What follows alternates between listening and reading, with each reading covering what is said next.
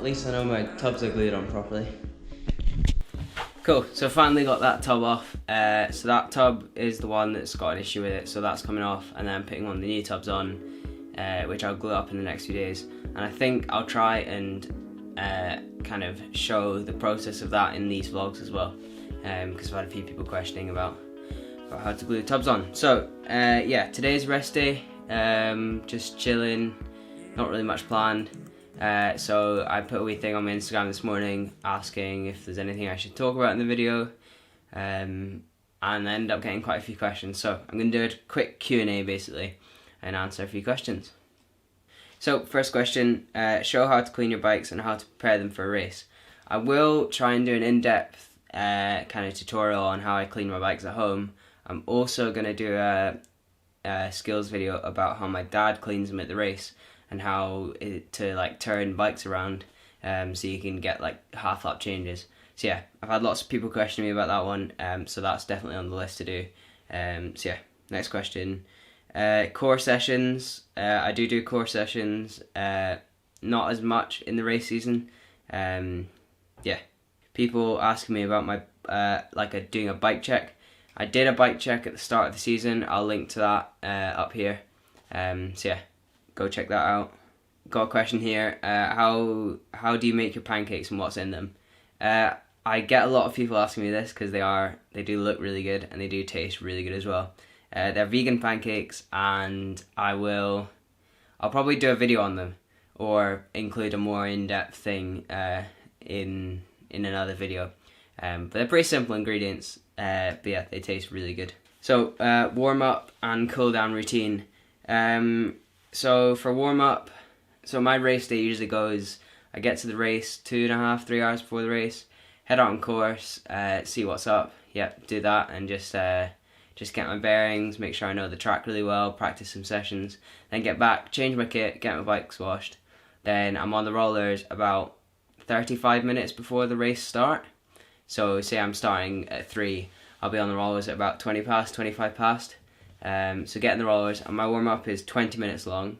I do 5 minutes easy spinning at the start, then I do a block of 8 minutes progressive, then I do 3 minutes easy, and then in the next 3 minutes I do 3 or 4 hard 10-second sprints, well 6 to 10 second sprints, and then at the end I've just got 2 or 3 minutes cooling down.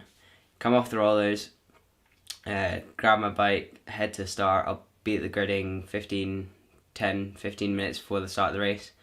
I have a gel 5-10 minutes before the start, and then boom, straight into the racing. Right, next question is about my camera gear. So I get a lot of questions asking about how I film these videos and what cameras and everything like that.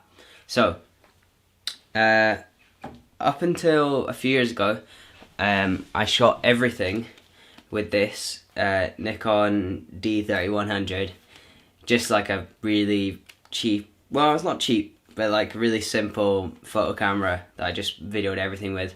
I got this cheap wide angle lens adapter.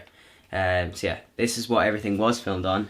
Then I upgraded to this camera, the one that's being filmed on now, so I'm just going to show you that. This is a Lumix G7, and it is amazing. It's a really budget camera, and but the great thing is it does 4K, which is really cool for like certain applications. So yeah, 4K, and it also does 60 frames per second at 1080, so you can do slow-mo, which is ideal. And yeah, it's good value. It's got the flip-out screen, it's touch screen, and it's really good, made for video. So yeah, that camera is what I use for this type of stuff, and that's the camera I also use for my In the Ruts. For my vlogs, in August or September, I invested in this. This is a GoPro Hero 6, and it is the best camera I have ever owned. It is amazing. First off, the stabilization on this is insane. It's not the new 7. The new 7 stabilization is better, but this is like pretty good, like pretty near. So yeah, GoPro 6. This also does like insane slow-mo, like 240 frames per second at 1080p, which is amazing, and I don't use it enough basically. But yeah, it's an amazing camera.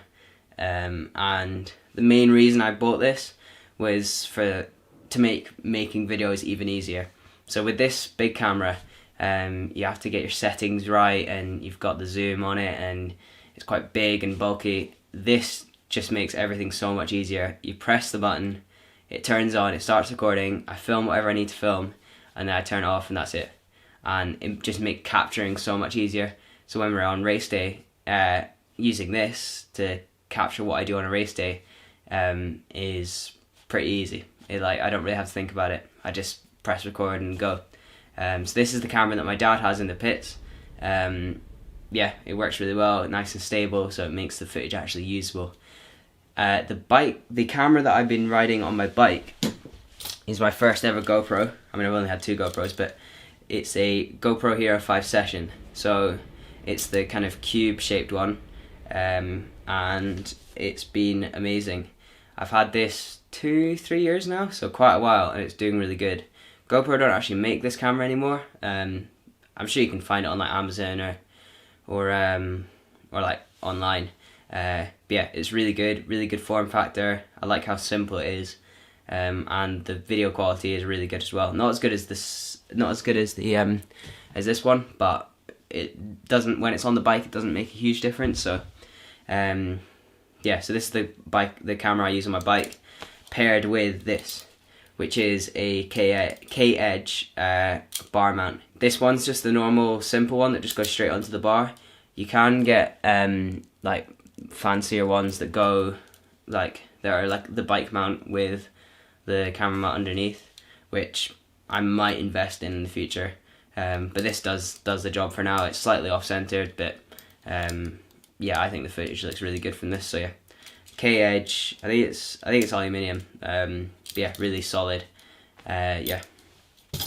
Now for settings on cameras, I film everything at 60 frames per second, but I export in 30 frames per second. So yeah, so both of these cameras I record in 60 frames per second. The reason I do that is so that I've always got like a slow-mo backup. So if I'm just filming stuff on this and then something happens, like somebody crashes or I get a really nice shot, I can slow it down to half speed in the editing. Also really good with my on-camera footage.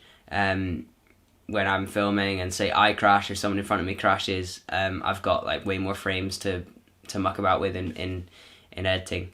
So yeah, and I shoot 1080p. On this camera, my like daily kind of video camera, I usually shoot in linear. So it basically it stops. Keep dropping the cameras. It kind of takes away the fisheye. So yeah, it looks quite nice, but you just gotta hold it kind of far enough away. And then on this camera for my on bike, I either shoot in wide or super view. I find super view is amazing and it looks like everything's going really fast, but it being quite distorting sometimes. So a lot of the time I just shoot in wide. That's my kind of camera setup between these two and that. So it's I would say fairly budget setup for what I get out of it. It works really well. And yeah, just by chance I've come across like the best gear for me.